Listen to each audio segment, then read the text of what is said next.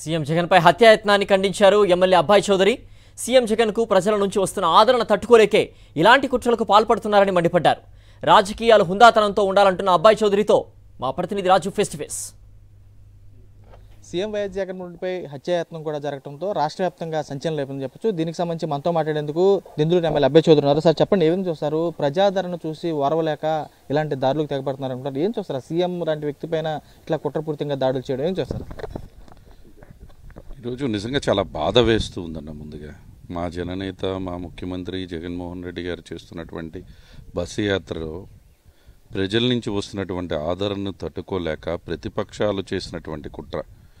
రాజకీయాలు అనేది హుందాతనంతో చేయాలి. ప్రజాక్షేత్రంలో ఎప్పుడు కూడా ఇటువంటి దాడుల సంస్కృతి, నీచమైనటువంటి సంస్కృతి తెరలేపేది ఎప్పుడు కూడా తెలుగుదేశం పార్టీ ప్రతిపక్ష నాయకులు మాత్రమే. ఈరోజు నిజంగా ముందుగా బాధ వేస్తుంది.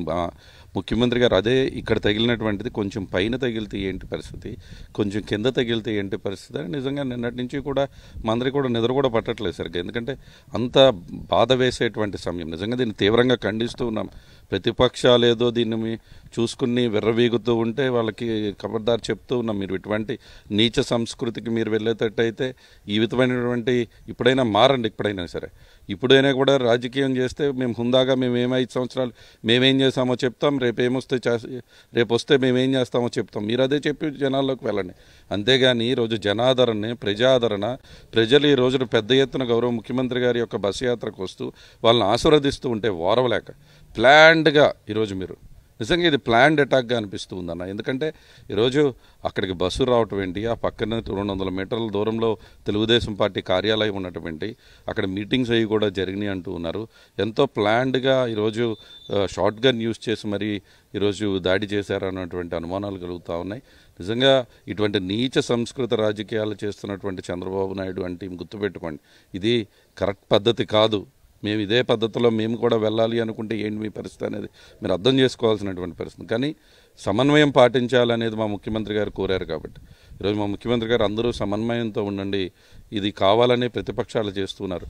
కేవలం డైవర్షన్ పాలిటిక్స్ చేస్తున్నారు ప్రతిపక్షాలు. ఈరోజు ఈ విధంగా దాడి చేసి ఎక్కడ అల్లర్లు సృష్టించి, అదేవిధంగా మేము చేసినటువంటి సంక్షేమం కానీ అభివృద్ధి కానీ అన్నీ కూడా పక్కదారి పట్టి అల్లర్లని చూపించి నుంచి ఎన్నికలకు వెళ్ళాలనేటువంటి నీచమైనటువంటి ప్లాన్ వేసినటువంటి చంద్రబాబు నాయుడు వంటి ఈరోజు చెప్తూ ఉన్నాం. మేము సహనంతో ఓర్పుగా ప్రజలకు ఏం మంచి చేశామో అదే చెప్పుతూ ఈరోజు వెళ్తూ ఉన్నాం. డెఫినెట్గా ఈరోజు ప్రజలన్నీ గమనిస్తూనే ఉన్నారు. నేను ఒకటే కోరుకుంటూ ఉన్నా ముఖ్యమంత్రి గారికి, అన్న మీరు రెస్ట్ తీసుకోండి. జగనన్న సైనికులు మేమందరం ఉన్నాం.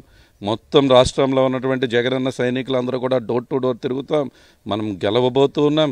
మీరు పూర్తిగా రెస్ట్ తీసుకోండి. ఒక రోజు కాకపోతే 2 రోజులు కాకపోతే వారం రోజులైనా సరే మీరు రెస్ట్ తీసుకుని పూర్తిగా కోలుకుని మీరు రావాలి. మేము మీ తరపున జగనన్న సైనికులుగా మేము తిరగడానికి సిద్ధంగా ఉన్నాం. రాష్ట్రంలో గెలిపించుకోవడానికి, మిమ్మల్ని ముఖ్యమంత్రిని చేసుకోవడానికి మేమంతా కూడా సన్నిద్ధంగా ఉన్నామని తెలియజేస్తుంది. ఎన్ని కుట్రలు చేసినా కానీ సీఎం వైఎస్ జగన్మోహన్ ఉన్నటువంటి ప్రజాదరణ కూడా తగ్గించలేరంటూ కూడా ఎమ్మెల్యే అబ్బాయి చౌదరి స్పష్టం చేసి కూడా కనపడుతుంది. కుమార్ రాజు, సాక్షి టీవీ, దెందులూరు నియోజకవర్గం నుంచి.